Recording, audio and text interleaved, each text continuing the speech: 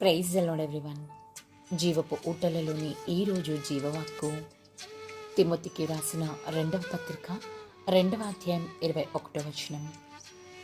ఎవడైనను వీటిలో చేరక తన్ను తాను పవిత్రపరచుకుని నీడల వాడు పరిశుద్ధపరచబడి యజమానుడు వాడుకొనుటకు అర్హమైన ప్రతి సత్కార్యమునకు సిద్ధపరచబడి ఘనత నిమిత్తమైన పాత్రయ్యుండును. మన అర్హత, యోగ్యత, గుర్తింపు ప్రభువు యేసులోనే ఉంది, తెలుసా నీకు? అయితే ఆయన ఇచ్చిన ఈవులను, తలాంతులను సక్రమంగా వినియోగించుకోవడం వలన మాత్రమే మన ప్రభువు మనలను ఎంతో హెచ్చిస్తాడు.